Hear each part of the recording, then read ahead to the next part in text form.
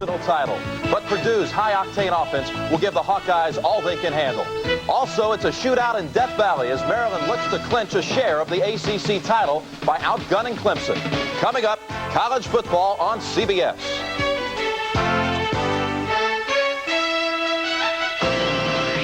Good afternoon, everyone. I'm Jim Nantz, along with Pat Hayden. Welcome to the College Football Report here on CBS. You'll see one of those two games kicking off momentarily, but first, let's get a quick check of some scores. Pat? All right, Jim. Out in Provo, Utah, 2 Robbie Bosco interceptions. Air Force has turned them into touchdowns. This is the second interception.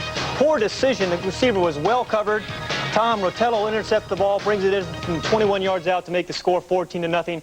The Air Force is driving deep in BYU territory right now. Wisconsin surprising Ohio State in the second quarter, 6-0. Michigan over Minnesota at halftime, 31-0. And Harvard over Penn in the third quarter, 10-0. This game for the Ivy League lead. All right, Pat and I will have all the scores and highlights at halftime, plus a look at the mad scramble for postseason bowl bids. But right now, we're set for college football. We'll send you out to the stadium after this message and a word from your local stations. We'll see you back here at halftime.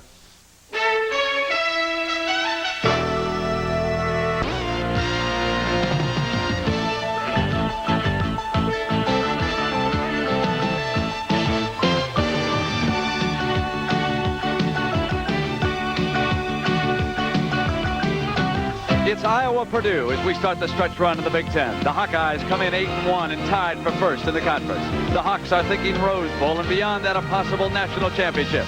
Quarterback Chuck Long also remains a strong candidate for the Heisman Trophy. And Long's opponent today is Jim Everett, another in a long line of outstanding Purdue quarterbacks. It should be some air show. We're live in West Lafayette, Indiana.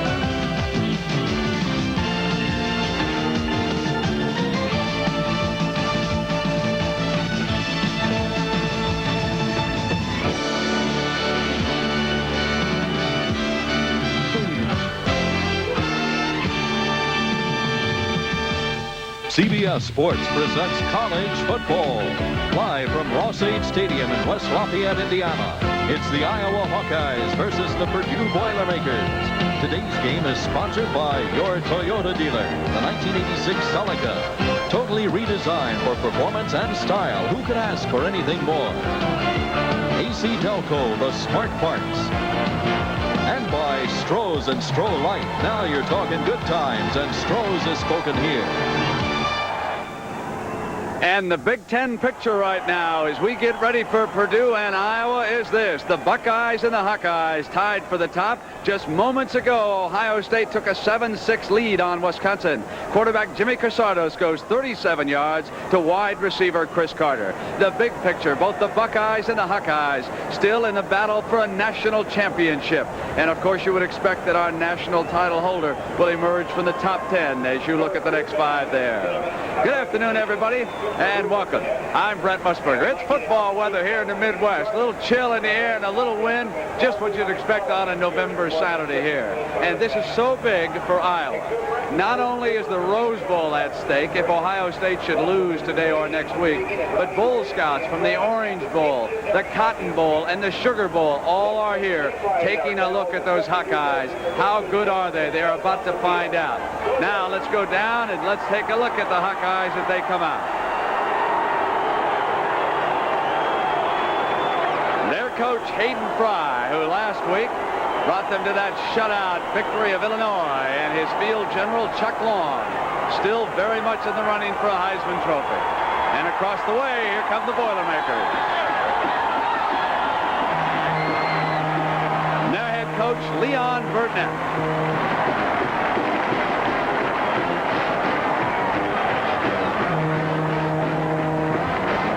So we're about set to go, and Ara Parseghian, my colleague, has come in here many times as a favorite. You know how tough Purdue is in this situation. And a number of times, I'll tell you, and we walked away with it without the win being upset. And I just hated it. And I know that Iowa comes in here with a similar situation in the sense that they have a whole lot to lose and not a whole lot to gain by winning the football game. And the reasons being very simply is that Hayden Fry knows he's got to face Jim Everett, the outstanding passer, the leading passer in the nation, along with the leading receiver in Carter. But the big problem for, I think, Hayden is the fact that this football team lost badly last week to Michigan, and generally teams with pride will rebound and play well the following week. But I think the key in this ball game is very simply to watch the Purdue defense. They have to have a great effort if they expect to upset this great Hawkeye team. All right, Ara, we're about set to go, and we'll be back with the kickoff in just a moment. Christmas. I'm giving everyone a mini phone from Radio Shack. That way they'll call often. It's trim, compact, and has an automatic redial. And the 16-foot cord means they can use it anywhere around the house. But best of all, it's on sale for only $12.95. I even bought myself one. Hello? Hello? Hello? The mini phone, on sale for $12.95, only at Radio.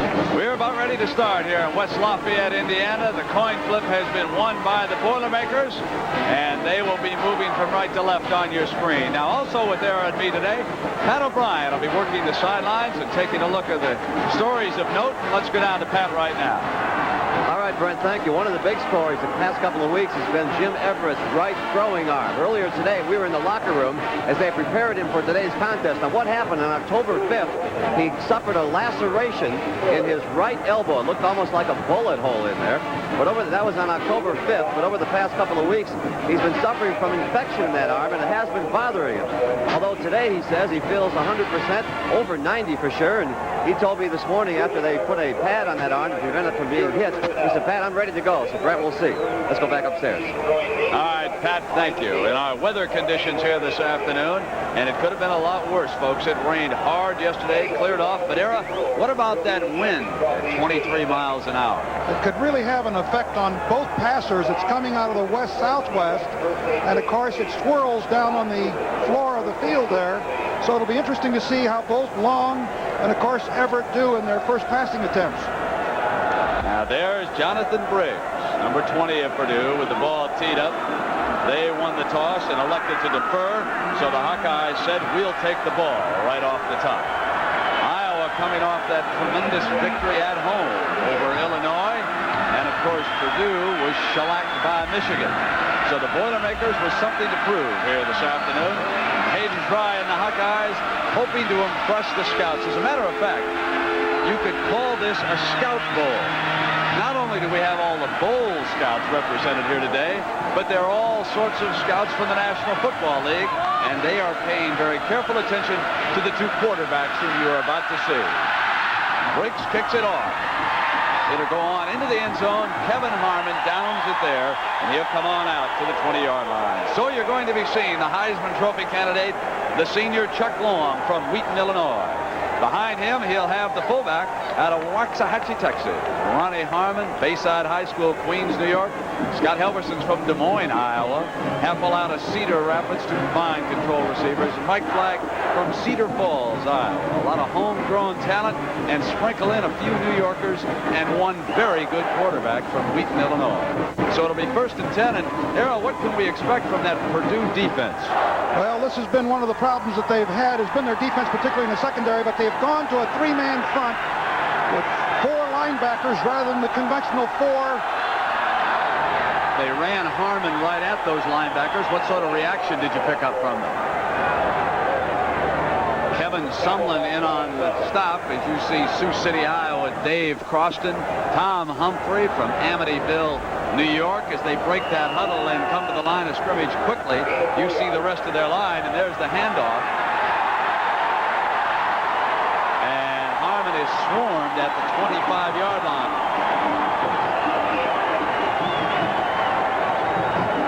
I'm sorry I had to interrupt you. As they're coming right now without a huddle up to the line of scrimmage, so the first series was obviously called by the coaches before they even started. Well, they're using the hustle huddle to keep Purdue from changing defenses. Purdue, here they go again. Long back to throw. He drops it off to Harmon. Harmon with daylight, first down.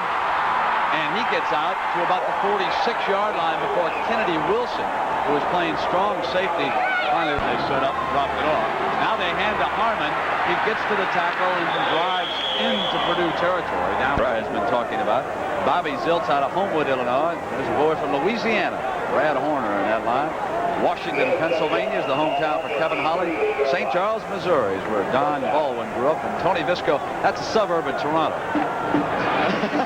They've got a lot of Canadians on this football team.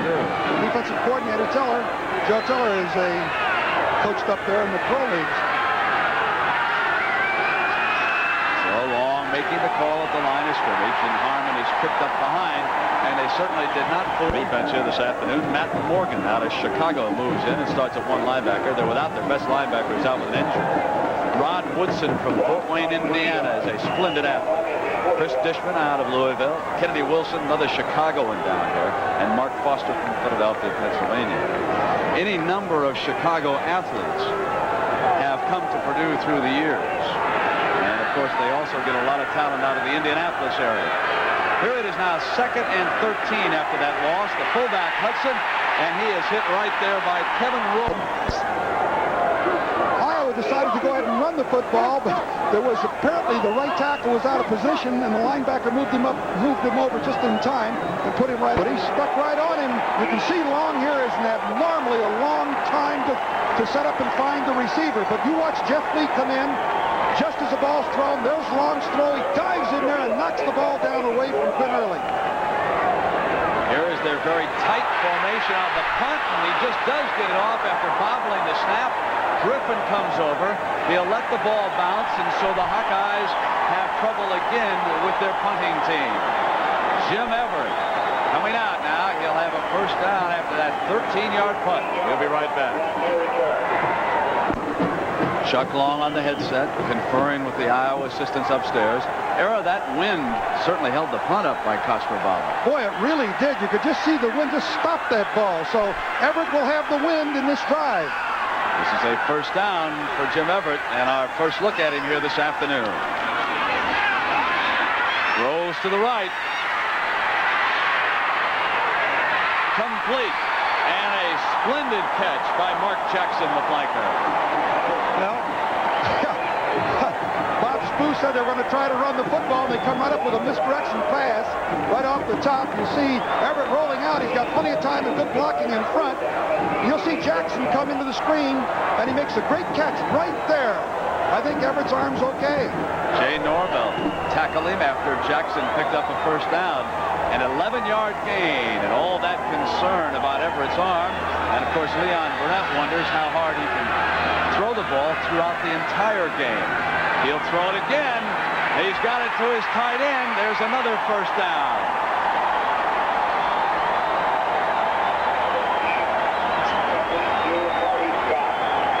Scott stepped out of bounds, and he was Everett's target on that play. Here are his running backs from Indianapolis, Ray Wallace. Rodney Carter is more of a pass receiver coming out of the backfield. Jackson's from Terre Haute, Indiana. Steve Griffin, he's out of the Florida area. So many wide receivers out of the state of Florida. And Marty Scott just made that first down. The ball is up now to the 48-yard line. First down, and Everett goes to the shotgun, Coach. Well, they've done it this year. They're trying to run off of it. It is Carter. Here's the rest of the offense. Mark Drent out of Kalamazoo, one of their better offensive linemen. Vince Panthel from Orland Park, Illinois, and Rick Skipinski, good center from Lafayette, Indiana. Todd Tyree from the same hometown, and another Chicagoan, Mike Connors, at that other tackle spot. Second down and 8. Now again, they give that Iowa defense a different look. They send Wallace in motion. Carter drags over the middle. He's got it and steps to the 49. That linebacker and see if they can get somebody working a little bit deeper. It is 3rd and 6. Shotgun again for Everett and the Boilermakers.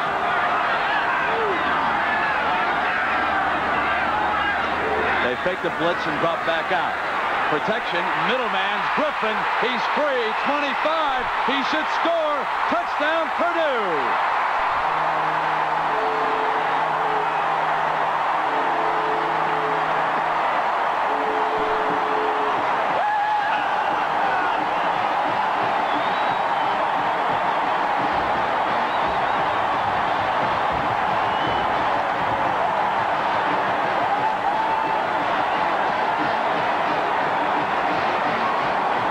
going to be the spoiler makers again? They're certainly off to a heck of a start. Beautifully executed play. His senior wide receiver. 48-yard touchdown pass. Everett to Steve Griffin. Jonathan Briggs, number 20, to attempt the extra point. It's good.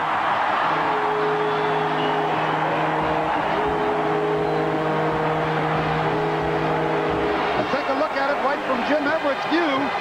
Right out of the shotgun. Watch Griffin, Steve Griffin, right there, number 2, right between the 2 linebackers, Station and Davis. And, of course, Griffin turns up the field, the leading pass receiver last year. And, of course, has been sort of, he just didn't have many pass receptions this year because of the 2 great backs. Rick Schmidt slipped on that play. Now, Devon Mitchell is injured, and Schmidt is back there at safety. Of course, Notre Dame and Penn State will kick it off at about 3:30 this afternoon. We'll be keeping an eye on that one. And, of course, Nebraska and Kansas are tied in the first period at a field goal apiece.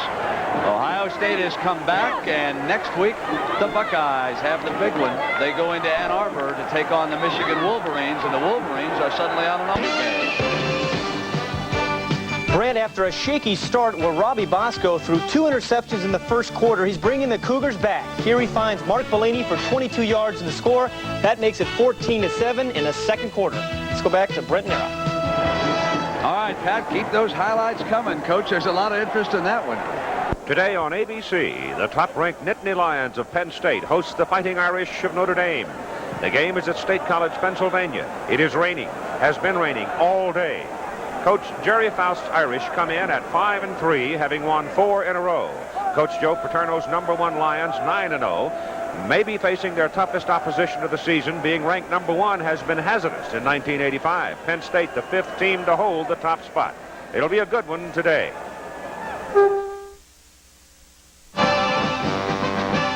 ABC Sports presents College Football Today. This ABC Sports exclusive is being brought to you by Beneficial. Talk to the manager and you're talking to the boss. By Sears, where you'll find great values. There's more for your life at Sears. And by Hayes Microcomputer Products. Say yes to the future with Hayes. And now, with today's scores and highlights, our studio host, Jim Lampley. Good afternoon. If you follow this sport closely, you know that next weekend is the weekend when bowl bids can officially be issued, and that many, if not most, of those deals will actually be made today. #1 ranked Penn State holds the key to the major bowl picture, and there aren't too many people who will say that they know for certain what Joe Paterno's intentions are if Penn State remains unbeaten. Meanwhile, our Beano Cook is a much celebrated 1-for-1 in predictions on the air this year, and here on November 16 he's about to make his second prediction. Beano, what is it? Before that, I want to talk about Alan Pinkett. He's in his final year at Notre Dame, and he's had a great career. The Heisman Trophy is a wide open race. Maybe Chuck Long and Bo Jackson lead by a little bit, but a lot of players are still in the running. If Alan Pinkett has a great day today, couple touchdowns, 150 yards, he's right in it, and it's going to be a close race the rest of the year. As for the game at Penn State, I'm going to look for Penn State to win 21-7. This is definitely Penn State's toughest game. What is amazing about this game, Penn State is barely favored at home in the middle of November against a team unranked. I never heard of anything like this. If this game were at Notre Dame, Penn State would be the underdog. It means one of two things. Notre Dame has tremendous material, or Joe Paterno is doing it with mediocre material. I don't know which it is. Well, we're going to find out something about that today. Meanwhile, there are a lot of other teams, probably 6 of them, still with a chance to wind up #1 if everything falls their way. One is Nebraska, which now leads Kansas 10-3 in the first quarter. Another is Ohio State, which is playing at home and going for its 21st straight win in Ohio Stadium, and leading Wisconsin, which has beaten the Buckeyes 3 of the last 4 years, 7-6 in the third quarter, a Carcetas touchdown pass. Another is Air Force, playing in Provo today against BYU, leading 14-7 in the second quarter. We'll have highlights of that a little bit later right here. Fifth-ranked Iowa has a shot at the national championship. Jim Everett, who might not have played today with a staph infection in his right elbow, is playing, has thrown a touchdown pass, and Purdue leads Iowa 7-0 in the first quarter. Sixth-ranked Oklahoma has a shot at the national championship. They lead Colorado, the first wishbone team they've played since 1981, 7-0 in the first quarter. Miami is idle today. 3 players were suspended this next game against Colorado. Heisman Trophy were awarded to students at this point. It would go to Verdi. 8th-ranked Michigan is playing the game around Minnesota. Feature here on College Football today. There are 11 Bowl Scouts. The game today in Pro, and they saw Robbie Bosco come out wearing number 7 instead of his customary number 6. That in honor of the sideline Glenn Kozlowski. But early Doug Flutie, Air Force with that touchdown pass. Jones. Not only is he close to 1,000 yards rushing, but he's thrown the ball extremely well this year. Bosco has not thrown it well early in the ball game. This interception by Rotello was taken back 21 yards for a touchdown. That made it 14-0 Air Force. And then Bosco came back with this touchdown pass to Bellini. Their receiver has had been shuffled by injuries a few times this season. This Bellini touchdown narrowed the Air Force lead to 14-7. And Doug Flutie, remarkably, we have heard booing in pro. It's amazing how they forget. Last year, national championship. This year, Bosco was having a poor start through 2 interceptions. 1 return for a touchdown. He slipped and overthrew a pass. And this is a quick fan reaction. They started to boo, and they continued to boo off and on and throughout the first half of the ball game. Fans tend to forget very quickly, and fickle fans. Your personal experience, were you ever booed in Chestnut Hill, Massachusetts? As a matter of fact, sophomore year against Rutgers, I threw 3 interceptions in the first half. We were going down 7-0 at halftime. I was good. Fortunately, we came back to win the ball game. So take heart, Robbie Bosco. Even the $1,000 to each school's general scholarship fund. So congratulations to Mike and Jim, the Toyota Leadership Award winners on this Saturday. All right, Brent, Robbie Bosco has thrown his 3rd interception of the day. Now, 2 of them have been returned for touchdowns. He's been throwing behind his receivers all day. This is Wilson, 60 yards later. He gets in the end zone, 21-7. Air Force on top. Let's go back to Brent and Ara. And the Air Force Academy also in a bowl team. As they continue unbeaten if they can win today. Drop. All is recovered by Iowa. The PC-compatible Tandy 1000, just $9.99, with a Christmas bonus color monitor. Save $300. So, soon as I finish our budget, sweetheart. Budget. It comes with its own software. My report's due tomorrow, Dad. And has plenty of home uses. Don't stay too late at the office, dear. The Tandy 1000 with color monitor Christmas bonus. Only at Radio Shack. The eye look. Fake to Harmon. Comes back to Happel. Steps out of bounds at the 18th for the leadership in the Ivy League, Ara. Well, Penn was undefeated going into that ball game. An Ivy League play. Recognized around the world as the leader in sports television, ABC Sports, celebrating its 25th anniversary. ABC.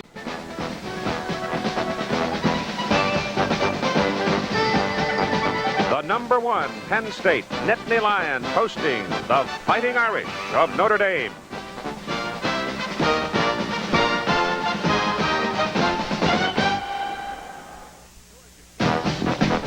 CFA College Football. This ABC Sports exclusive is brought to you by Chevrolet, who invite you to live the style, performance, and fun of Chevrolet in '86. By Stroh's and Stroh Light.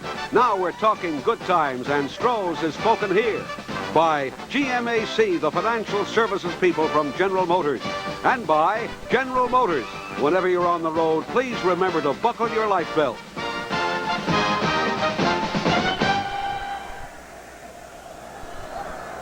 The coaches in today's Notre Dame-Penn State matchup make an interesting sidebar to the story. To a large degree, they are opposites, though their football teams play similar styles. Jerry Faust, in the final year of his 5-year contract at Notre Dame with a 30-23-1 record, a record that would be acceptable most places. But if you are to believe what you hear and see, apparently not so at Notre Dame. Faust, having come from high school coaching to the Irish, has had that extra burden from the beginning and says he knows nothing of his future. You know, nothing's been said either way, you know, really anything definite either way. So right now, I'm just enjoying coaching, and I'm going to enjoy this game tomorrow. It's a big game. It's a big game for Penn State, big game for Notre Dame. And like I said before, I'd like to get a rumor started. I got a new 10-year contract. Joe Paterno, on the other hand, is in his 20th season as head coach at Penn State. His Lions, during his tenure, have won 85% of their games. 16 teams have gone to bowl games. 3 have been undefeated. 1 was voted national champion in 1982. As you look at the best years during Joe Paterno's time, you can see in 68-69, they went successively undefeated. But they did not win in the polls, finishing second both times. But finally, they got it in 1982. In the 1979 Sugar Bowl, you had the matchup that was one of the most attractive of all time and produced one of the great games of all time, with Penn State #1 meeting #2 Alabama. A great game with great defensive plays like this one. Scott Fitzke headed for the end zone. Suddenly, Don McNeil of Alabama nails him a yard and a half short of the goal line. And that set up one of the great goal line stands of all time in collegiate football bowl history. The ball just a half a yard away. The national championship at stake. Penn State's Mike Gooman will be stopped at the goal line by Alabama's linebacker Barry Krause. And it was the Crimson Tide that claimed the national championship. 4 years later, same place, the opponent, the Georgia Bulldogs. Quarterback Todd Blackledge hooks up here with Greg Garrity. A big play for a touchdown. And the Lions beat Georgia 27-23. And they finally won in the polls. Despite one loss, Penn State and Joe Paterno finally had that elusive national championship. 1985, Penn State almost unexpectedly has another national championship opportunity, though Coach Paterno does not like to talk about it yet. Well, I really haven't given that part of it, and I know that sounds like I'm not being honest with you, but I really have not given that part of it. We're playing, we've got 2 teams we've got to play today, Notre Dame, and next week Pitt, that gave us awful lickings last year. And I think in the back of our minds has been, we've got to get a little bit of respect back first, and then we'll worry about those other things. And I'm not giving that much thought. I've given this game a great deal of thought, not in the sense of a revenge motive, because I don't believe in that kind of stuff. I don't think you play well when you're trying to do that, but I think we've got to go out and play somebody that gave us that kind of a lick in a good, tough football game, and that's what I've been concentrating. In your wildest dreams, and you're a pragmatic man, particularly in days of preseason, did you have any idea this football team would go to its final 2 games undefeated and be ranked #1 in the country? No, I really didn't, Keith. You know, you always in the back of your mind have daydreams once in a while. You let things run away from you. But I felt we'd be a pretty good football team if we could get by 1 or 2 early. But no, I never thought we'd be 9-0. And actually, we're a little bit ahead of schedule. I felt our football team would be next year, because we only really have 6 kids on this whole squad that don't have another year of eligibility if they want to take it. So I think we're a little bit ahead of schedule, but not a little bit, but way ahead of schedule. And so he comes to this game, number 10 on his schedule, against the Fighting Irish of Notre Dame, a team that matches up pretty well against Penn State. The Irish, having won 4 in a row, all 5 of their victories have been at home in South Bend. They are 0-3 on the road, and this game is a season maker for them. The Nittany Lions, on the other hand, number 1, and the home folks love them. All but 2 of their games have been very close. A couple of them breathtakingly so. A win today would seemingly solidify their top ranking.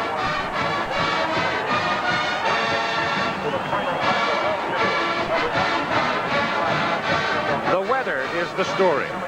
As we said at the beginning of our sports presentation today, it has been raining all day at State College, Pennsylvania. And Coach Frank Broyles, weather is a factor. You cannot ignore it, even though everybody tries. Coaches have a plan for bad weather, but the worst thing they can do, Keith, is wait until Saturday morning to talk to their team, because bad weather is just as depressing to the team and players as it is to the fans. And first thing you know, they're feeling sorry for themselves, and then self-pity develops, and then first thing you know, you've got self-destruction. But what coaches do, they start on Thursday preparing their team for the kicking game, which is vital. Mistaking the kicking game can be fatal. Then they start working about the plays that they've got to run, protecting the football, reduce the risk that you're going to take, and not make any mistakes. So they are convinced their team is not a disadvantage to be playing in bad weather. But, Keith, I must say, I think the advantage lies with Penn State because they've got those heavy-legged backs. Coaches believe that the heavy-legged back has a big advantage in bad weather. The big fullbacks in particular, though Steve Smith is coming off a minor injury, but he will be available to play today. But, Frank, when you get cautious, when you wrap both arms around the ball, it just simply slows you down. You don't have the recklessness on bad weather. You slow down on your turns. Alan Pinkett of Notre Dame will have to be cautious when he makes those cuts on the wide plays because his feet can come right out. I saw you in considerable conversation with athletic director Gene Corrigan of Notre Dame. I presume then you can update the circumstance having to do with Jerry Faust's future. Last night I visited with Gene Corrigan, and he convinced me that the decision on Jerry Faust had not been made. I got the impression that it wasn't going to be made until the end of the season, and that one man, and one man alone, would make that decision. That was Father Hesburgh. I also got the opinion that Jerry Faust was still in the running. I think they look at Jerry Faust has been a person with integrity and with dignity, and Father Hesburgh demands those qualities and admires those. So don't count Jerry Faust out of it yet. But first, he's got to beat Penn State. That would help him mightily. We'll see what happens in just a moment.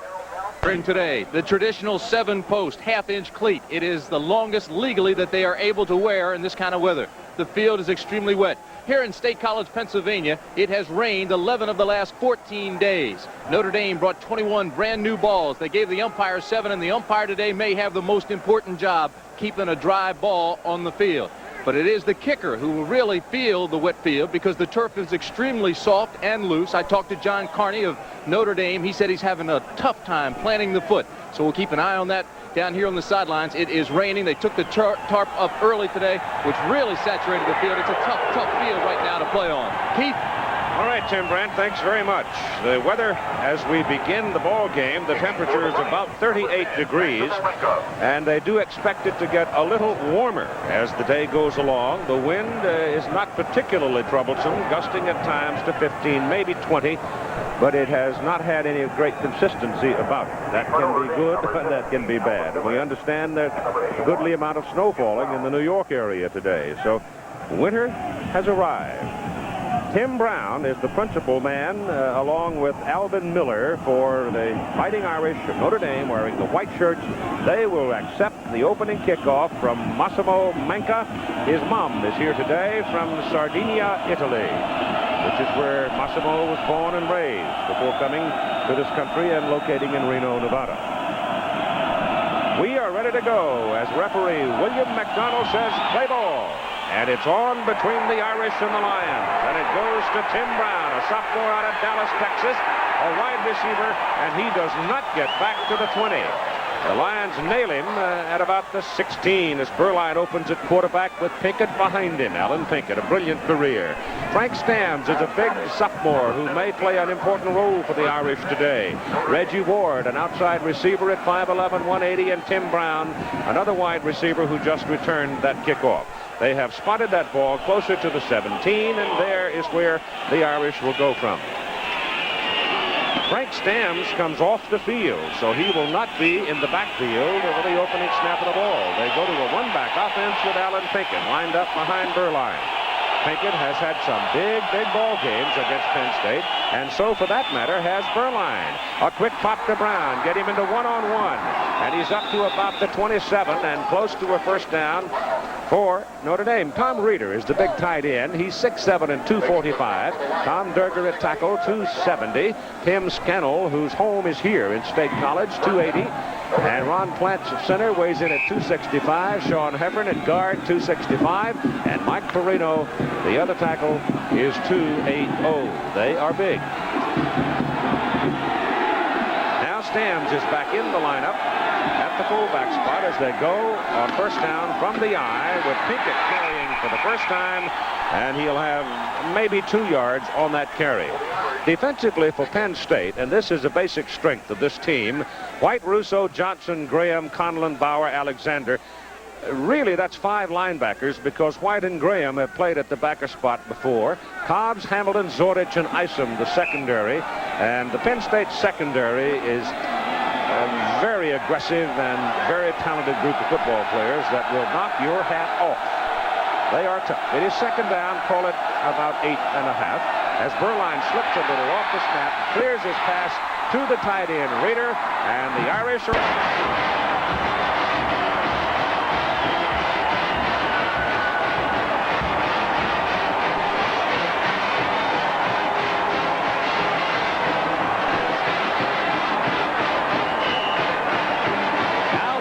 point that would tie the game. Jonathan Briggs. Lance Shive, number 81, is the holder. Puts it down. We've got a new game. The spoiler makers are at it again. 50 yards in 6 plays, Aaron. It didn't take them long. Watch here.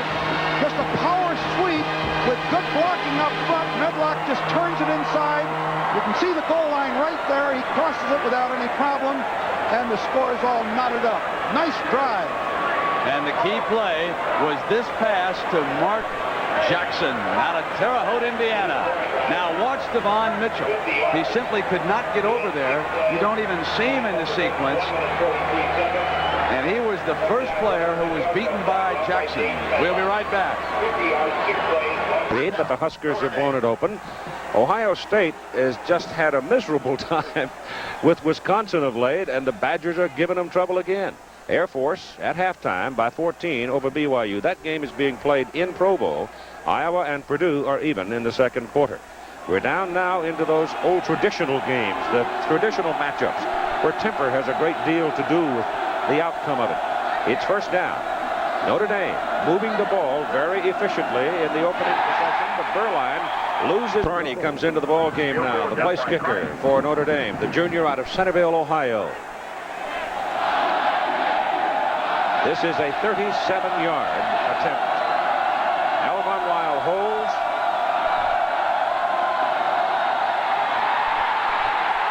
Something happened. I don't know whether it's bobbled or what. The ball is thrown downfield, and it is incomplete. And I guess Von Weil simply couldn't get it down because Carney took a step into the ball and suddenly stopped. Let's take a look.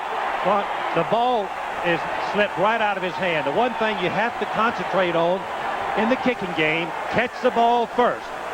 Tough break for Notre Dame after a very fine drive down the field. 9:49 to go in the first quarter. When you're not strong, and I'll be your friend, I'll help you carry on, for it won't be long till you're gonna need somebody to lean on. When you need a truck to lean on, nothing works like a Chevy truck. Leads to the run, although they just decided that they would make him go the Long hard way, but Long is such an accurate passer. The linebackers drop off. Long goes toward Happel, out of bounds. And Happel took a shot as he went out. Saturday, Nebraska, Oklahoma. That's one of the great traditionals, and we'll have it for you starting at 3 Eastern Time here on ABC as Penn State comes out for its first possession. And at quarterback, it is John Schaefer. DJ Dozier starts left, cuts right, gets from about the 21 up to the 22. John Schaefer, the junior out of Cincinnati. He was a student at Moeller before Jerry Faust left for Notre Dame. DJ Dozier, the tailback. Tim Manoa opens at fullback because of injury to Steve Smith. Eric Hamilton is a flanker, 6'1", 195. And Ray Roundtree, the speedster outside, a 6-footer, 175 from Aiken, South Carolina. It is second down and 9 as Dozier picked up 1 yard on the carry. We have already seen the wet ball cause some trouble for the Irish as they could not handle a snap on a field goal try. Dozier now running over the left side. Dean DeMidio is the tight end, 225, big fella. Stan Clayton at tackle, 265. Mitch Farrat, 250 at guard. Radisek opens at center today. Keith is 250. Todd Moles, 260 at guard. And Dan Morgan, 6'6" and 270 at the other tackle. And for Penn State now, it is third down and about 5. It'll be a short 5. You see the rain continuing to fall. Not raining hard, but steady. Schaefer, deep drop, trying to set up a screen. Finally gets the ball to the fullback, Manoa, and Manoa will have a first down as he breaks it all the way to the 35. High percentage call, third down, deep in your end of the field. Take no chances. Screen pass. Let Notre Dame know you better be careful in rushing. We're going to drop the ball off to our fullback, but notice carefully the people that slip down. You see two Notre Dame people slip down on this play that could have made it possibly before the first down by Manoa, the fullback. So from just over the 35, the Lions have their first down of the ball game, this being their first possession. DJ Dozier wiggle around in traffic and will pick up about 8 yards before Eric Dorsey makes the tackle for Notre Dame. Actually, Mike Kiernan listed in there, though he may not play a whole lot. Notre Dame coming out with really 2 true down linemen, and Jeff Kuntz being the other big guy, but they've got 5 backers in there. Figaro, Kovalevsky, Frjanik, Banks, and Larkin, and the secondary you saw of Wilson, Ballage, Lawrence, and Haywood. This is a defense that has performed very well for them. They lost Dingens and Klein, 2 of their big men, to injury, and this is the fullback Manoa. And there's nothing fancy about Tim Manoa when he gets the football. He's big and he's strong. He weighs 230 pounds. He just simply turns it on and runs as far as he can. See what he's done this year. Very successful. For a big fullback who weighs 230, he has that combative temperament that you like to see in a fullback. Likes to run over people. He's a Samoan. He's a tough Samoan. 48-yard line. First down, Lions. Schaefer rolling it to throw. Looks downfield, pulls it down, and turns back for a couple of yards as he gets to a back to play for Penn State today as well as Notre Dame. Here's the graphic for Schaefer, what he's done this year. You can see he's a winner, those intangibles, Steve. Second down and 8 from midfield. Blitz coming. Oh, did Manoa pick off the blitzer? DJ Dozier picks up about 7 or 8. Round and 3, 6 minutes to go. First quarter, no score. Schaefer slips a little bit as he sets to throw, gets it knocked away, and it is caught by Dean DiMidio, the tight end. And it'll be a first down. Keith Jackson likes this throw into the tight end. He keeps asking me, Frank, why don't you throw the tight end? Well, Keith, you're going to see it today. The tight end crossing. Linebacker, Frjanik trying to cover him. Just a little bit more speed. 74 Clayton, that's right. 59 Graham, 2 new starters. Fullback. 6 out of 6. Schaefer now, 2 out of 2. Quarterback, Keith, as we said over the course of the season, is the biggest and most critical variable in any football game. Accuracy by the quarterback's throwing today is going to be the key factor. It looks like passing is going to play a major role in this ball game. That was a gain of 4 by Manoa, make it second down 6. From the 28, Schaefer back again. Goes underneath with it to Dozier out of the backfield, and he's fighting for the marker. It is the second effort sometimes that'll get you in trouble, however, when you're working in murky conditions. Sometimes that ball will squirt loose, but DJ covered it with both hands and picks up the first down. And the Notre Dame linebacker had no choice. He covered the deep man. Schaefer very smartly and wisely dumped it off to Dozier. The ball is just short of the Irish 21, where it's first down for Penn State. So the Irish drove it down and missed the field goal try. Penn State coming right back. Schaefer has a lot of time. Loops it. Got it. Touchdown. Dozier.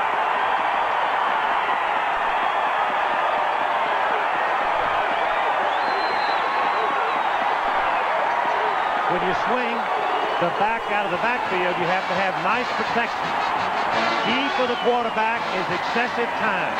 as Dozier comes out of the backfield and gets in behind the linebacker, and the ball was dropped perfectly by Schaefer.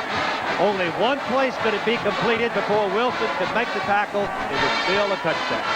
Tony Furjanic was the backer trying to cover him. Wilson got there a little bit late, and Penn State's out on top. Maso Momenka now for the extra point try. Matt Kisner will hold it. He's perfect on the season, all 21 of them. That snap was high, but Kisner, a quarterback, was able to pull it down and hold it well for him, and he knocks it right through. And it's Penn State 7-0.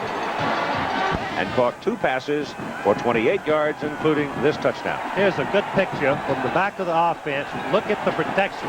Excessive time spreads the defense.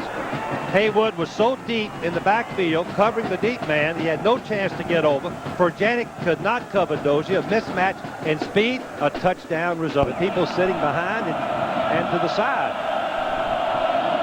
Seems unfair, but that's the policy.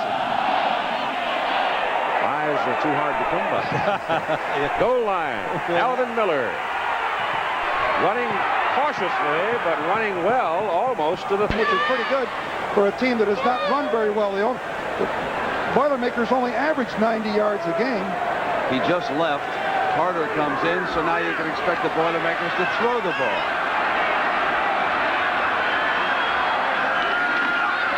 They do not. They come with Wallace, the short man, close to each total, and you can see how Iowa dominating running, largely because of number 31, Ronnie Harmon, and that's how much they have to go for a first down. It'll be 3rd down, and we get an update that the Nittany Lions have scored, and if they win this one, they'll dictate the bowl situation here later today. And Syracuse beats Boston College by 20 points this afternoon, with West Virginia leading 23-10 in the 4th. Down, or they'll turn it over with a punt. There's a big balloon on the field right behind the safety. And Everett keeps it for the first down. 4 minutes and 47 seconds to work. That was Everett quickly checking the clock as he gets the delivery of the play from Scott. I wonder if Coach Burnett doesn't want to sit on it a little bit and try to grind it out here and not let the ball go back into the hands of Long. No, I think they're going to try to pass the football and get back on the board again. They had a 2nd down and 5, and I think they punched out the first down. Here he goes. Here you are. Yeah. They're wide open, too. Indeed he was, and he just drilled Hayes. Number 80, John Hayes, was the receiver that time on the far side. Full of the ball. 2nd and 4. And then he'll put it up again. This time to Jackson, who slips near midfield, and he is brought down at the 49-yard line. And again, he is very close to a first down on that situation. Jay Norvell had the coverage.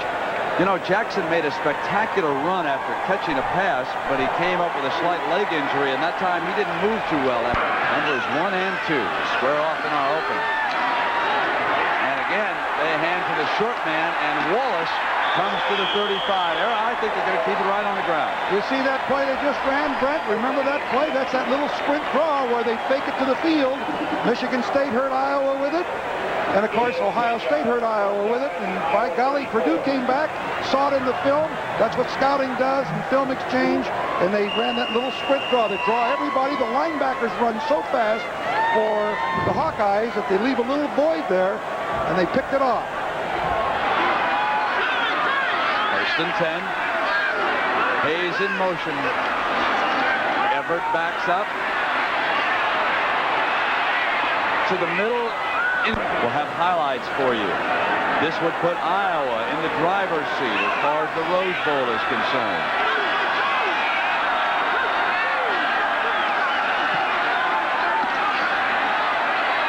Everett complete. And that one to Griffin to the 20-yard line, and a first down with 2 minutes to go. Another 14 yards. Watch here as Everett really zips this ball into Griffin. He waits. Boom, there it goes. Right there. Nice catch by Griffin. Sims, number 9, comes in, helps get him down, along with Davis, number 37. So the ball is down on the 20. There's 2 minutes to go. Griffin is out to the left. Hayes is to the right. Carter and Wallace both come out. He'll hit Wallace, and he can't hold. Hamilton this time with Brown. Oh, then double coverage, Steve. Double coverage back. A great catch on his part.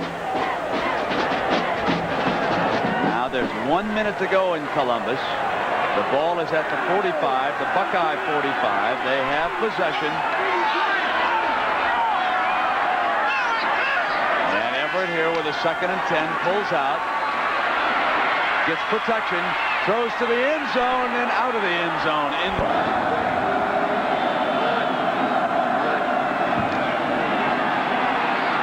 Verline again has time. Passes down the middle, thrown behind the. And again he has protection. Throws it toward Wallace, and Sims knocks it down incomplete. He was all over the fullback who had released out of the back. Jonathan Briggs comes in.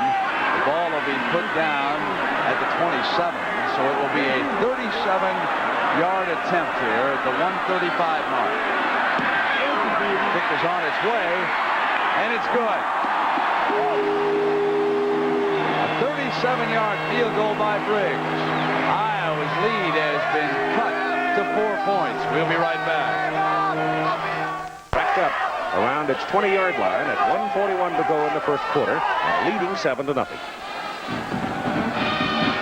Mistakes in the kicking game. We used to say the 4 don'ts of the kicking game: don't be offside, don't rough the kicker, don't let the ball hit the ground, Keith, and the 4th one was thou shalt not clip.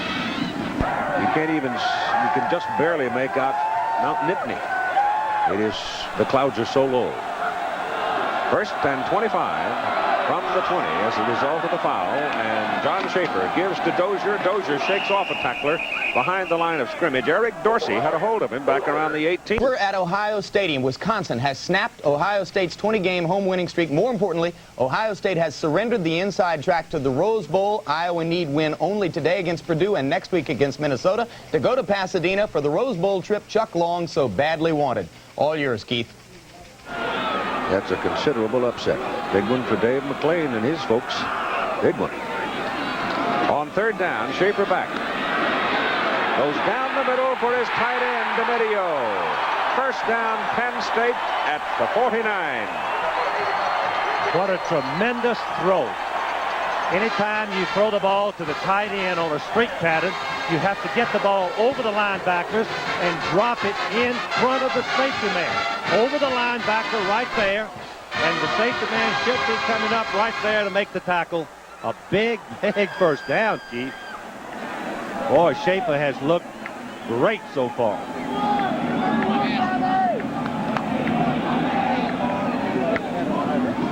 Dozier.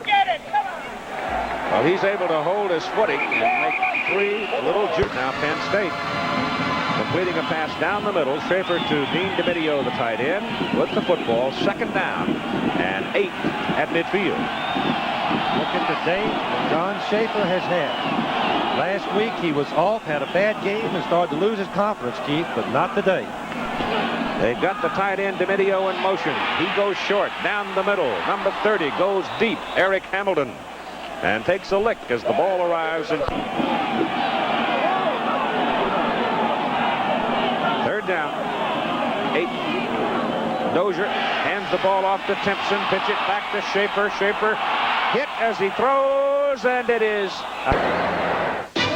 In pursuit of excellence, students from all over the nation and 60 foreign countries attend Purdue University. 1 of every 4 students at the thriving main campus in West Lafayette, Indiana, comes from outside the Hoosier State. The 31,000 students are attracted by high-caliber programs in such fields as agriculture, engineering, consumer sciences, humanities, management, pharmacy, science, technology, and veterinary medicine. Purdue, building the future with research, education, and excellence. But it'll be a 33-yard kick, and it's good. So Iowa will go in, leading 24-17. There are 2 seconds left here on the clock. And, of course, we've seen both teams are able to move the football, and we're going to see more of that in the second half. Penn State still leading the Irish 7-0. They are in the second quarter of that one over. They tell me I had to put in, so that's in. Maybe that was it. Berline hands the ball off to Alan Pinkett, and from the 12, Pinkett fights his way up to about the 15. Now, the PA announcer, while we were away, was informing the crowd, giving them information on a cold, wet day that they should drink something warm and some soup or some such things as that, and no alcohol, which got a roaring boo from the crowd of 80,000. And Penn State's in business now. Ball is just about on the 43 of the Irish. Penn State leading 7-0. Second quarter.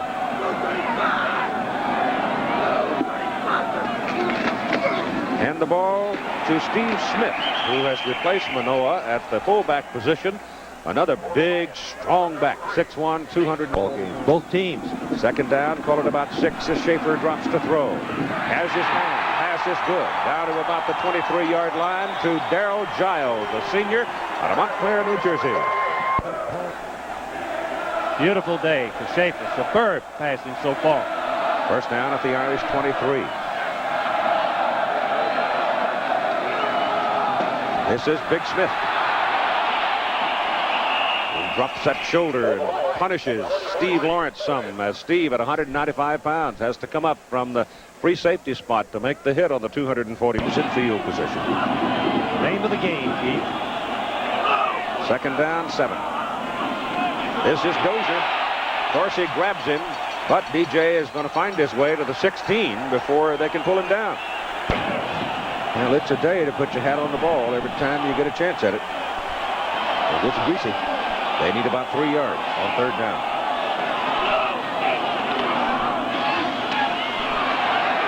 Schaefer throws it out of bounds. See? Wouldn't have gotten there, would it?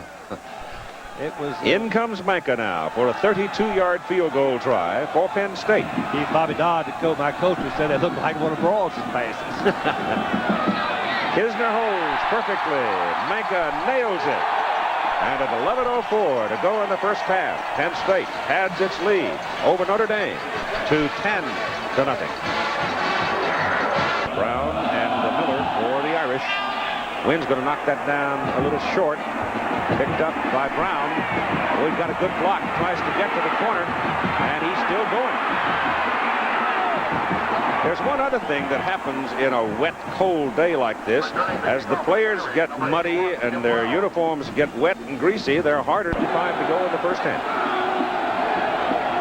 Berline stays in there at quarterback. They've not gone to their second unit. When they do, they'll probably go with a complete unit. This is Pinkett.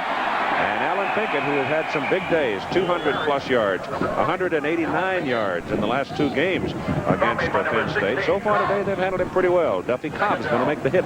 Tom Rader, the tight end, number 90, blocks inside, and then to get a good block from Stamps, number 30, on to Shane Conlon, number 31. He ties him up enough for Pinkett to break outside, but Duffy Cobbs, number 16, comes in and makes that tackle.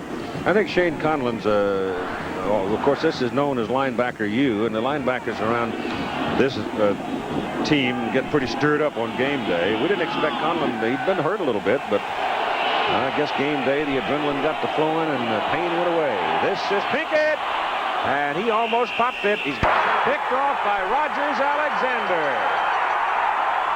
Berline was late getting the pass away, and Alexander made him pay. Alexander's one of those complete linebackers. He can play the run, or he can play the pass equally well. He's already intercepted 2 passes this year from inside the linebacker position. Berline tips it off where he's throwing all the way, looks at him, but Alexander has the speed to come in front of the receiver stand, picks it off for an interception that sets Penn State up deep in Notre Dame territory. Well, that was Pinkett, Frank. If he had thrown to Stamps, he'd have had a completion, but Stamps was open, but he chose Pinkett. And if he'd let it go sooner, he'd have had him. But instead, Alexander picks off the pass, and Penn State works from the 34 of the Irish. And Schaefer's throw is... You drop back and defend against the pass, deep pass first. He's covering Miller. Then he picks up Pinkett coming in the flat. Keith, you couldn't play it any better. That is beautiful linebacker play. Timed it, broke on the ball, caught it, and makes a nice run. And it's second down and 10. Ball just inside the 35, near the 34. Hamilton, the man in motion. Give it to Dozier. Big hole for Dozier. And it's first down, Penn State at the Notre Dame 17. The first got a heck of a block on Furjanic that time. He was the only man really that had a shot at Dozier. Could have been the fullback, Keith. The lead block by Smith. First down, Penn State. Ooh, will that be a dandy? Always is. It's always a great football game. Two expertly coached teams, rich tradition in Nebraska and Oklahoma. Second down, 11, the loss of a yard. There's Ty Dozier again, and DJ's finding daylight as he goes down close to the 10. The fake pass and run has been Penn State's #1 play all year long. The Notre Dame coaches said that's the one play we worry about. We're trying to slow up our defensive linemen, let them be sure it's not the fake pass and run before they continue to pressure the passer. But still, the blocking of that offensive line and the running of Dozier, too much for Notre Dame. And Dorsey has come back in now. Klein was in to give him a little rest. But they've got to put the big guy back in on 3rd down and 4. Penn State threatening again, leading 10-0. Schaefer drops to throw. Dozier's going to the corner of the end zone. No, he's out of bounds. That's intended for Dozier. Incomplete. 4th down. Robert Banks, the outside backer, had picked him up coming off the corner. Same pass, Keith, that they scored on earlier, except this time Banks, number 56, is covering out of the backfield instead of Furjanic. But good protection. You have to have that kind of protection to get the back deep in the end zone.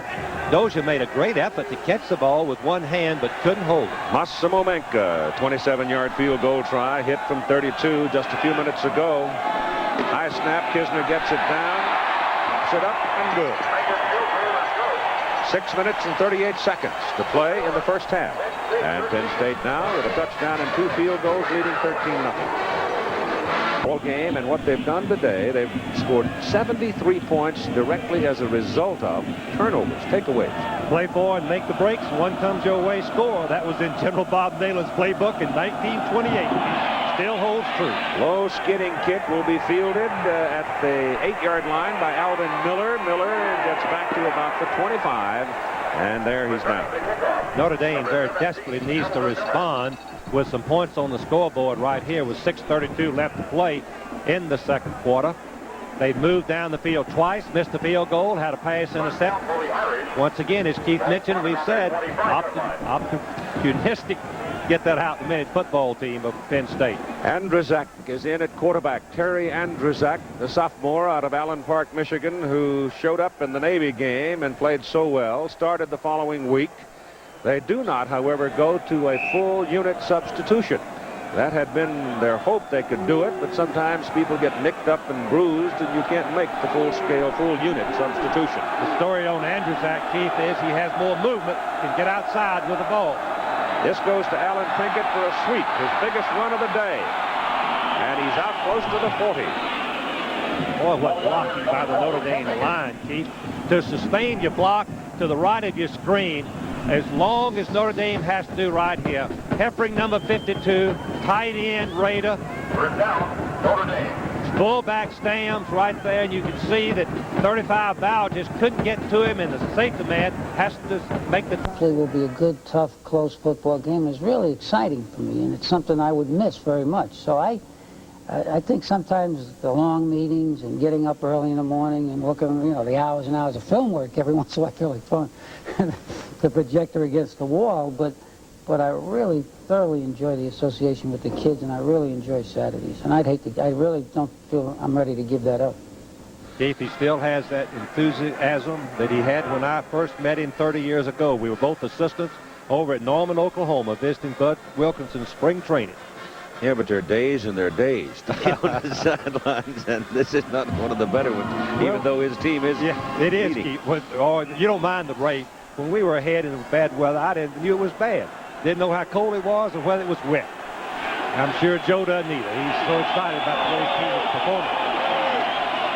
Andrzak gives the ball to Stams, hitting the backfield. Stams fights and can get only back to the line of scrimmage. The first man that hit him was Rogers Alexander. But as a rule, throwing out of the pocket is much better on a wet day. And student body right and left is a pretty good play on a wet day, too. If you can cut back, you'll see a lot of defensive people feet go out from under them, Keith. Well, we saw Pinkett a while ago. His biggest run was on a sweep. One thing that Notre Dame kicker's got to be careful here is be sure and catch that wet ball. He was drying his hand. Yeah, it's raining a little harder now. Yep. Catch it. He caught it. Gets it away. Not a bad punt under the circumstances. Back at the 25-yard line. It's Coates with the ball. And Coates will come back up close to the 35. So he got about a 10-yard return at it after a 41-yard punt by a football game at Penn State. First down at the 35 for the Lions. And you've got Manoa back in there at fullback now, lined up ahead of DJ Dozier. And Schaefer gives the ball to Dozier. Dozier is still working. And finally winds up with about around 7. DJ again. Yard short of the first down. Performers for both teams are both out of Virginia. The top 3 tailbacks rushes over 1,000 yards and have for Penn State and have not fumbled all season. Keith, that is extraordinary. Extraordinary. You probably just jinxed it. Nope. If they hadn't fumbled, well, of course you are decreasing the probability. There's no question about that. There is a thing called the law of averages. This is Manoa for a first down. At midpoint on the ground, Manoa pops outside for the first down. Those heavy-legged backs.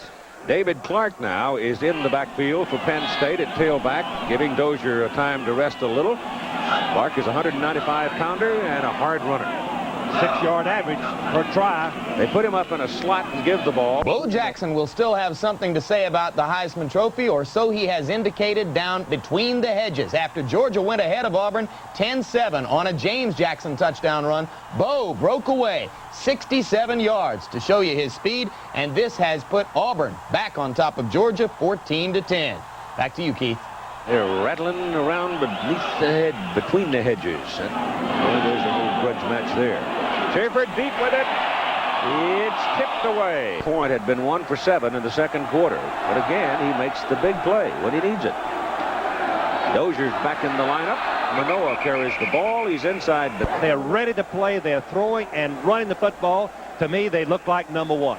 1:22 to go in the first half. Well, Pat O'Brien spoke to Leon Burnett, and Pat, what did Leon say he was going to do here in the second half? Well, Leon feels pretty good about this game so far, Brent. He said, for the exception of that turnover, they're still in the game. He said they're going to put a lot more pressure on Long, which we've seen already in this third quarter. Schaefer to Dozier. And Dozier dozes his way to about the 3. Best play in football, and has been for the 15 years up the middle, is the fake pass and run with a fullback leading on the linebacker. You invite the defensive lineman, Keith, to rush across, turn them to the outside, and when you get Smith leading up in front, or Manoa leading up in front of Dozier, you've got some muscle. Penn State called the timeout, killing the clock at 1:05. Dozier 13 carries and 73 yards in the ball game. The difference in this football game has been Penn State's ability to run, Keith. Under these adverse conditions, they're still moving the ball, and they're choosing when they want to throw. Let's go to Timmy Brown. Brad. Listen, guys, I was doing a little bit of eavesdropping over on the other side of the field behind the Notre Dame bench. They said Steve Berline will come back into the ball game. Steve was there warming his hands, trying to get things ready. They're going to go into their 2-minute offense, obviously, try to throw, try to get things generated. Berline's fired up. I've never seen him show so much emotion. He's hanging by that heater, as I've been doing, too. Now, Berline's got a problem. And 1, he's got to get the ball back. And 2, they're in serious trouble here of having Penn State jump out to a big halftime lead. And the history is Notre Dame is 1-12 under Jerry Faust when they've been behind at halftime.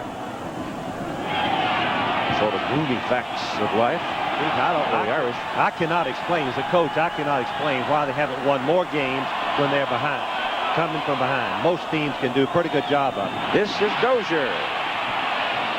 And DJ is maybe at the 2, maybe inside the 2. Good defensive effort flow that time as they tried to just bang it over the left side, and now Penn State has spent its last time out.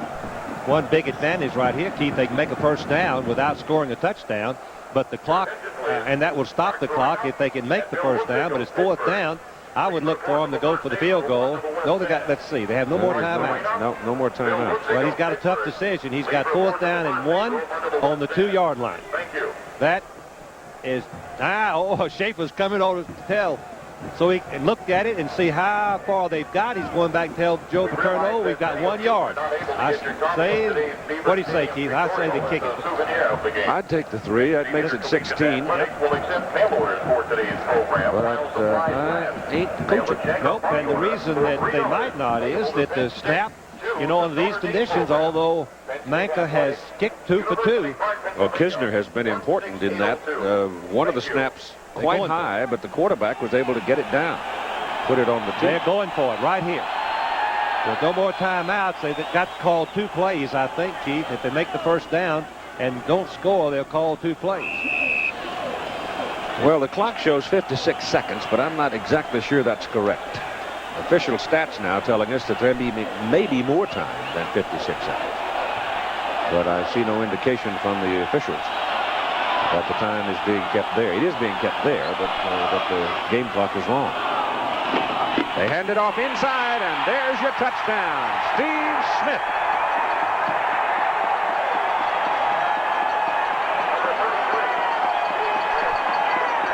That is muscle, muscle, muscle. They've got Dozier at 212, Menor at 230, and Smith at 239 carrying the football. Now, that is about the biggest backfield in American college football today. 3 big, strong backs running behind that offensive line of Penn State. And one of the guys up in that offensive front that's really developing into a heck of a player is that Mitch Farrar, the left guard. He is really coming on. Snap is handled. The kick is up, and it's good. And the clock now shows 52 seconds, and Penn State out in front 20-0. And on that last play, the low man, meaning the player in the line of scrimmage that gets under the shoulder pad of his opponent, he then has leverage, and he can toss him around either way he wants to. Right on the sideline.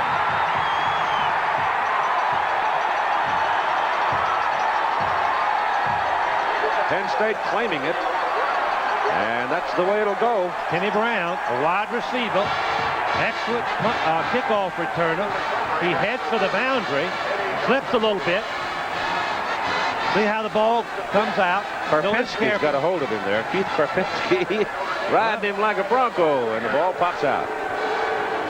Now Penn State has no timeouts, 46 seconds left on the clock. Eddie Johnson looked like was the man that covered it, number 39 for the Lions. And with 46 seconds, they're back down in scoring territory. One number that's so impressive, in the last 4 ball games, Penn State has gotten 21 turnovers from their opponents. That's more than 5 a game. Schaefer trying to load whatever bowl they want to go to. No question about it. They're in the driver's seat, and they'll select which bowl they want to go to. They're the #1 team, and certainly they must have played a very fine first half. Would you go down and take on a Nebraska or an Oklahoma, or would you say maybe I'd rather go to a Cotton Bowl or an Orange Bowl? Oh, I'd go to the Cotton Bowl. I mean, the Cotton Bowl. Well, BYU has just dropped Air Force from the ranks of the unbeaten. What a day in college football this is. Don't be surprised if BYU doesn't go to the Fiesta Bowl.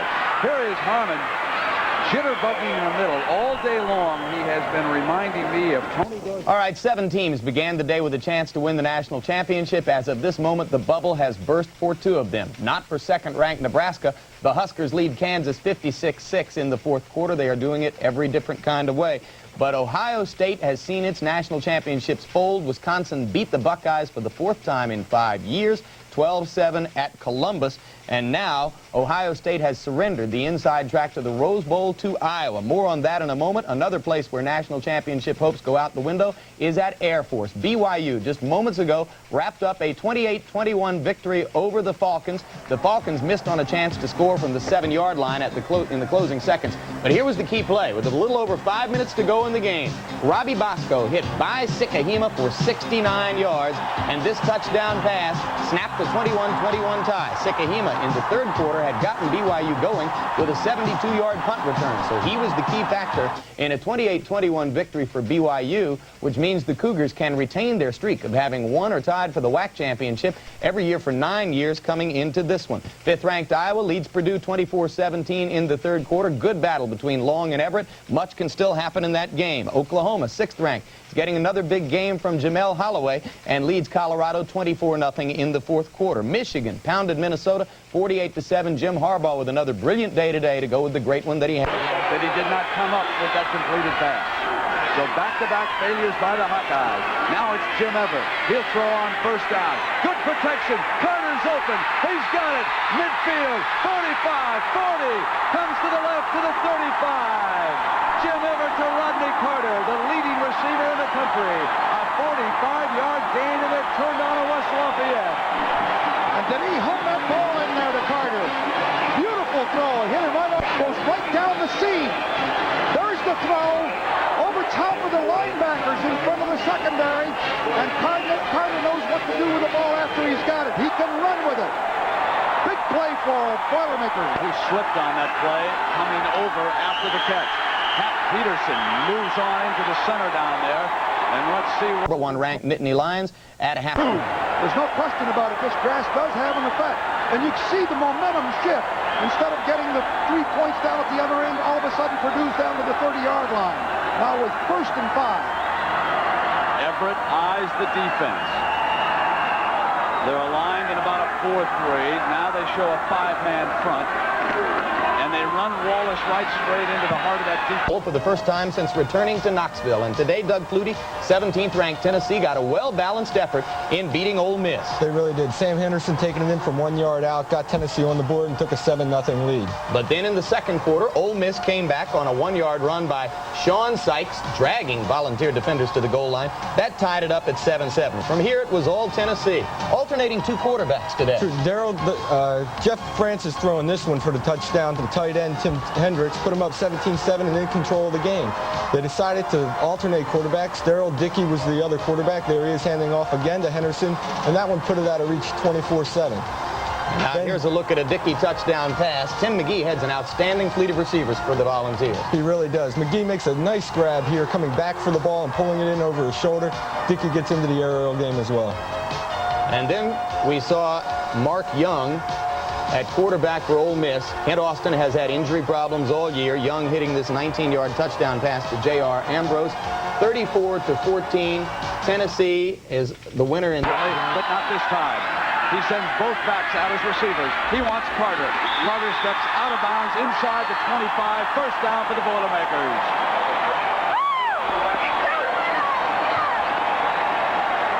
Number 3, Iowa leading Purdue 24-17. Boilermakers on the move inside the 25-yard line. Off of play action, pressure. Everett steps away from it and completes the pass to the 15-yard line. Mark Jackson, number 36, was the receiver. Station almost got turned that time. Everett managed, I don't know how he got away from him, Brent, and then put the ball right. It's thrown for 219 yards. Second down and 2. He'll hand to Wallace. He's got the ball. Cannot touch. Comes up with a big defensive play. Station now has 466 career. A particular stunt. Here is a 3rd and 3, and Everett and Purdue will use running back by the name of Gale Sayers live in our studios. 12:30 that game tomorrow. At 12:30 tomorrow, we will have the answer to that question. And, of course, some of you will not be seeing the Bears and the Cowboys. You'll be watching the rest of our lineup. And if those games unfold, we will update the Bear Cowboys. Tremendous job there, I think. They're a versatile team. Well, there you see the marching band, and there's the brand new uniforms they had on. $105,000 raised. They're enjoying this right now. Here it is, 3rd and 3. And from the shotgun, it'll be Everett and the Boilermakers. Here comes the blitz. Under pressure, Everett will step out of bounds at the 35, and the young quarterback, as he matures, will learn to wing that ball out of bounds downfield and take the incompletion rather than a 19-yard loss, which Everett did in that sequence, because they are back at the 35. So Schrumeyer will hit that ball at about the 45, don't beat anybody off, just in case it's a fake. They're in the attack position right here, and now the penalty marker goes down. Let's start the ball a-rolling, singing some harmony. We're the tailgate troubadours. We love it when Penn State scores. Hello to everyone. We are happy when we play fraternal football every day. We are Nittany Lions. Oh, when we pass our character, sing it and down. We are Nittany Lions. We can play in any kind of weather. Don't you know the ball is made of leather? We score touchdowns every day when we play fraternal play. Nittany Lions are we. From the Terrapins in Maryland to the Panthers out in Pittsburgh, they know we're Nittany Lions. Ohio State and Syracuse only trying to light our view. They know we're Nittany Lions. And FAMU and TCU and Temple only set the stage as an example. Because we play fraternal way. Penn State's #1 today. Nittany Lions are we. We're the Lions with the biggest roar in town. I believe that may be the most likable group of people I've ever seen in my life.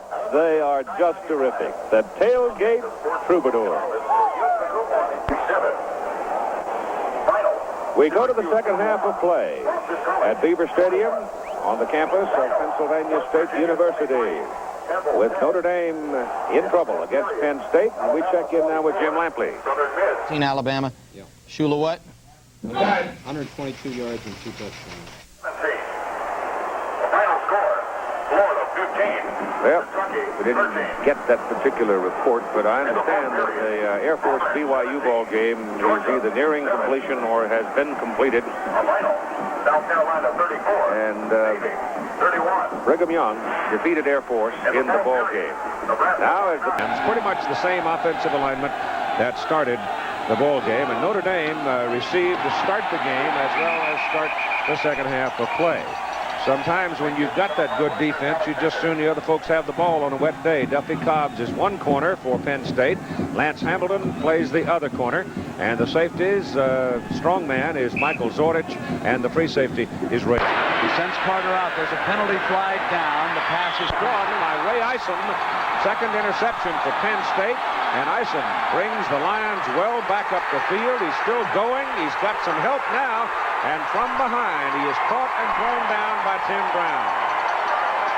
He comes all the way back to the 32-yard line of Notre Dame. Right. Defensive end, 235 pounds. Mike Russo, 260 at tackle, had that big touchdown run against BC. Tim Johnson, the other tackle, 250, and Don Graham, the other end, 240. Shane Conlon at linebacker. Trey Bowers inside at backer, and Rogers Alexander is the other inside man. Just tremendous defensive play. 3 deep. Isom number 22. 2 interceptions. You throw the ball deep down the middle on a dry day. It's difficult. He overthrows the receiver. And Isom just picks it off. Miller misses him right there. Isom makes a fine return. Once again, the Penn State defense taking advantage of a mistake. Brown finally throws him to the ground. Call it the 33, actually is closer there. Give it a DJ Dozier, and Dozier got tangled up a little bit as he and Manoa locked legs. He was trying to bounce outside and didn't quite make it. Eric Dorsey, 270-pounder, played a great first half. Jeff Kuntz, 250, 6'6". Cedric Figueroa, 6'3", 230. Robert Banks is 6'5", 235. The inside backers are Mike Kovalevsky, 6'2", 220, and Tony Perjanik, 6'2", 230. Mike Larkin is that fifth linebacker that's been playing in the ball game at 6'1" and 220. Wally Klein showed up for a brief time coming off an injured knee. Played some in relief of Dorsey. This is Manoa going outside. And on 2nd down and 7, Manoa's going to pick up a couple of yards. Troy Wilson is a cornerback for the Irish, 5'11" and 180. Mike Haywood, the other corner, at 5'11" and 180. The safeties are Pat Ballage, number 40, 6'2", 200, and Steve Lawrence at 6 feet and 195. The offensive unit for Penn State, the same that started the ball game. Schaefer at quarterback, having a big day. Keith Radisek starting today at center for Penn State, ahead of Smith. 3rd down and about 6. As Schaefer stands around, waiting and waiting, and finally they break down the protection, and he gets his shoulders turned upfield, and there's a pretty good collision off the field of play, and a penalty flag follows it, and Mike Haywood came across and hit him a little. Double tight end formation. This time they will run again, Medlock. And Station says, I win this time. Out of bounds, defense, 1st down. Put it on the 12. I'm wrong. He put it on the 12 and a half. I just can't see. Well, it's dark. And muddy. 1st down for Penn State. This is Dozier. Inside the 10. Defensive lineman. Notre Dame has had a lot of theirs injured. Playing with 2 instead of 3 or 4 on this day has hurt them. Couldn't do anything about it, though. Now they've got 3 in the ball game at least. That'll help a little bit on this end of the field, this part of the field. A whole lot of folks have gone home. See the taillights glimmering down the highway. Dozier spins around inside to about the 6. Ball teams that I have ever seen have outstanding backs, at least one, as he trots off the field, but that's what he's done today on a muddy, muddy turf. Got the big backs in there, Manoa and Smith, the 2 big fullbacks. Notre Dame encroaches on the play. Schaefer's got a free one, throws it, and the pass is caught inside. 2nd and short. Wallace straight ahead, and he bangs in close to a 1st down. Reeves being very active here this afternoon. Behind the 5-yard line. Off a fake. Everett's under pressure, and a great pickup block in the backfield, and Jim Everett gets that time as far as Iowa is concerned. But I thought the Hawkeyes. Press commercialism, but I sure would like to have the soap concession. That shower is going to feel good for all those players. It certainly is. 3rd down. The ball is just inside the 4. They go to the up man. It's reasonable. Obviously, that was reasonable. I would say so. My gosh, instead of being 4th down, it's 1st and goal at the 3. Here goes Smith to about the 1. Hayden Fry licked his hands, boy, like he was going to get in and play defense. Now Medlock is the tailback, set behind Wallace. Carter is the man in motion. They go to Medlock, up over the top, touchdown, Purdue. Bob along with the other line. In the middle, the surge touchdown. John Schaefer will get this one. Well, he deserves it, Keith. His performance today has been outstanding. Go on with that offensive line. Keith Radisek, the center, is playing in place of Rob Smith, the starter. Here's the surge. Who wins at 6 inches? Who gets low, Keith? The low man has the leverage, and he pushes him back. Touchdown resulting. Of course, to re-emphasize the point you made about Schaefer, he is 6'3" and weighs 210 pounds, so he can be a load himself. Absolutely. A good player to run the sneak on from the short yard. Manka's extra point is good. So with 8 minutes and 56 seconds to play in the 3rd quarter, it's now a 30-0 game. Hurry. Clock continues to run right now. Down toward 40 seconds. Briggs on the sideline. At this point in the season, you would expect Burknett to try and get the win if he can. Here's Everett back under pressure, and it is complete to Jackson, and Jackson steps out of bounds inside the 30. 29 seconds to go. That's a 12-yard gain. The chains will move. It is a first down for the Boilermakers. You can see the concern on Hayden Fry's face. This is an important, very, very important game to him. You got a guy like Everett, boy, you're sweating all the way. He reminds you of George Allen, doesn't he? Yeah. From the shotgun with those 29 seconds to go. Bad snap. But Everett, with the good hands, picks it up, throws complete to Carter. That's a mistake. Carter made a mistake. He stayed in bounds. Did not get the first down. He's brought down with the clock moving. Purdue will have to hurry. 13-12. Carter could have gone out of bounds. Now the officials could stop it. If the defense takes too much time, they can stop throw it out. He'll have to stop the clock. Everett quickly stops it, and time elapses on the scoreboard. Time runs out on the scoreboard. It is over. And now you should see the argument with the officials. The Purdue coaching staff out there all over the officials. And I've got to tell you, Ara, that I think the clock should have been stopped with about 8 seconds to go.